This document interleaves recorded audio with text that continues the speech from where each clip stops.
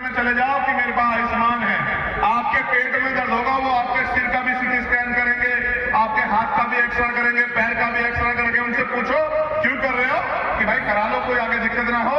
लेकिन करते इसलिए है कि सरकार से वो पैसा सीधे उनके अकाउंट में आ जाता है और उनकी जेब भर जाती है और गरीबों के जेब के नाम पे उनकी दुकानदारी चलती है। मैं तो इस बात को जानता हूं, इसलिए मैं आपको कह रहा हूं।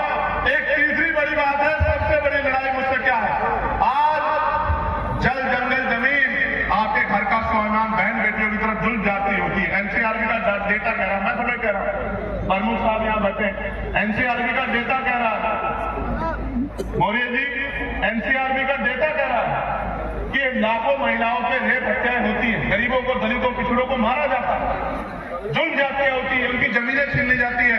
इनको डर यह है कि अगर ये आदमी आगे बढ़ गया तो ये अन्याय परमानेंट के लिए खत्म हो जाएगा, क्योंकि ऐसा इलाज होगा उन लोगों का जो गरीबों के साथ अन्याय करेंगे कि दोबारा उनकी 7 पीढ़ी किसी पर अन्याय नहीं कर पाएगी। मेरी बात है,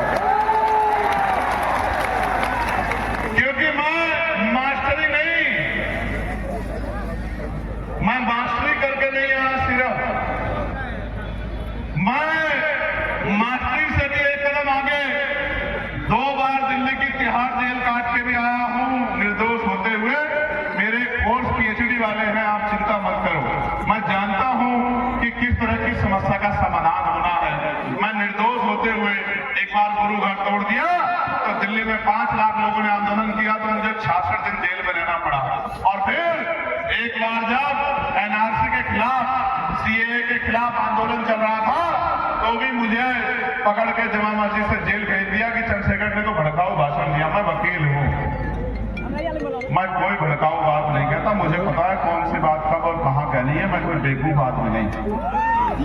आगे से रैली में जब कोर्ट में पुलिस से पूछा गया कि भड़काऊ भाषण क्या है तो कोई जवाब नहीं था, तो फिर जज साहब ने मुझे बेल दे दी और उनको, मेरे आईओ को, उनको बहुत फटकार लगाई कि ऐसे मत करो, लोगों का कानून से भरोसा उठ जाएगा। इसलिए मैं आपको कह रहा हूं बहुत जिम्मेदारी से कि लड़ाई बड़ी गंभीर है, आपको मजबूती से काम करना पड़ेगा। अभी मैंने त्रिस्तरीय पंचायत चुनाव में पिछड़े वर्ग के लोगों का संवैधानिक आरक्षण के लिए जो है आयोग बन जाए, इसके लिए मैंने लेटर लिख के मांग रखा है, क्योंकि मैं जानता हूं ये कटौती करेंगे, हमारे लोगों को देंगे नहीं और हम अपने लोगों का अधिकार छीनने नहीं देंगे।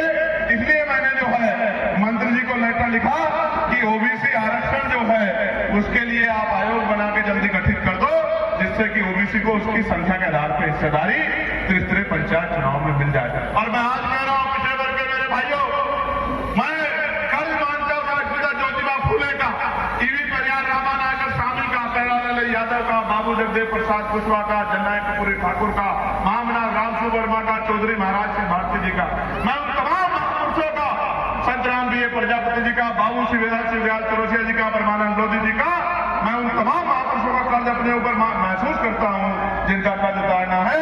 मैं आज इस मंच से वचन दे कहता हूं, कबीर जी की धरती से,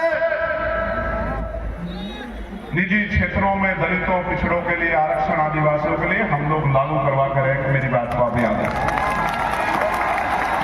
और सुनो, जो आज तक नहीं हुआ, 2 बातें बहुत महत्वपूर्ण हैं, आपको समझनी पड़ेगी कि अभी जो अति पिछड़े हैं उनके लिए 15% आरक्षण की अलग से व्यवस्था 27% से अलग होनी चाहिए, जिससे कि वो समाज भी मुख्य धारा में आ जाए।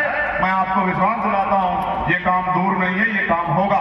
27% वालों का कटेगा नहीं और अति पिछड़े वर्ग के लोगों को परेशान नहीं होना पड़ेगा, उनको अलग से 15% आरक्षण हम लोग दिला के रहेंगे। जब इस देश में बिना किसी आंदोलन के ईडब्ल्यूएस 10% लागू हो सकता है, तो अति पिछड़े भाइयों के लिए भी 15% अलग से आरक्षण लागू हो सकता है। इस बात का भी मैं आपको विश्वास दिलाता हूं प्यारे साथियों। और अंतिम जो पिछड़े भाइयों के लिए मैं कहना चाहता हूं कि यूजीसी पे गाइडलाइन 2012 में भी बनी थी स्वराज कमेटी से, SC ST के लोग थे, लेकिन जैसे ओबीसी को जोड़ा गया तो मंडल कमीशन की तरह आंदोलन हुआ। और आपने देखा कौन खड़ा था आपके साथ, कोई नेता खड़ा था यूजीसी गाइडलाइन के समर्थन में। आप मुझे बताओ ईमानदारी से, अपने दिल पे हाथ रख के, जिनको जाति के आधार पर आप लोग वोट देने का काम करते हो कि मेरी जाति का मेरा नेता है, जो आज आपके साथ नहीं है, जब आप पे जुल्म हो रहा है, आपके अधिकार छिन रहे हैं, कल वो सत्ता में बैठ करके आपके बच्चों के लिए कुछ कुछ कर पाएगा, आपको फैसला लेना पड़ेगा। मैं आपको कहना चाहता हूं मेरे भाइयों, मेरे परिवार के लोगों, जिस तरह SC ST के लोगों को आरक्षण मिला है लोकसभा विधानसभाओं में, पिछड़े वर्ग के भाइयों को भी आरक्षण मिले, इस बात की भी कसौटी को हम लोग मजबूत करने का काम, और जब हम पे ताकत होगी तो देने का काम, लेकिन अभी इस बात को पुरजोर तरीके से उठाने का काम, लोगों को जागरूक करने का काम हम लोग करेंगे। इस बात का मैं आपको विश्वास दिलाता हूं। ये काम पहले ना कोई कर पाया और आगे करने किसी के अंदर हिम्मत नहीं है, लेकिन बाबा साहब फूले साहब को मानने वाले, साहू जी महाराज को मानने वाले, साहू जी महाराज ने जब 50% लागू किया था तो साहू जी महाराज को मानने वाले उनके चेले SC ST के साथ OBC के भाइयों को भी लोकसभा विधानसभा में आरक्षण दिलाते रहेंगे, उनकी संख्या के आधार पर। मेरी बात को आप याद रखें। प्यारे साथियों, अब समय आ गया है कि हमें अपनी लड़ाई को मजबूत करना है, और इतना मजबूत करना है कि किसी भी कीमत पे हमारे लोग जुल्म जाति के शिकार ना हो।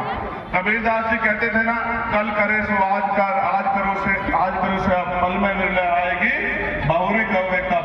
मैं आपको बहुत जिम्मेदारी से कहना चाहता हूं, आप यहाँ आए हो, आप मुझसे प्यार करते हो, दिल में बड़ी इच्छा रखते हो, मोटरसाइकिल पे दौड़ लगाते हो, इधर उधर चढ़े हुए हो, अपनी जेब का पैसा खर्च करके आया हो, मैं आपके लिए चिंतित रहता हूं। मगर मैं आपसे पूछना चाहता हूं, क्या सिर्फ नारा लगाने से काम बन जाएगा? क्या नारा लगाने से हक अधिकार मिल जाएंगे? क्या नारा लगाने से बहन बेटियों को रोजगार मिल जाएगा? क्या नारा लगाने से जुल्म जाति बंद हो जाएगी? कैसे बंद होगी? कैसे बंद होगी बताओ? आप ही बताओ कैसे बंद होगी? मैं आपको बस इतना बता देना चाहता हूं कि देश में आजादी से पहले कमजोर वर्गों के लोगों को वोट का अधिकार नहीं था। इस देश में 1919 से पहले 3% लोग वोट देते थे, फिर मॉन्टेगो चेम्स वोट सुधार समिति बनी और 15% लोगों को वोट देने का अधिकार मिला।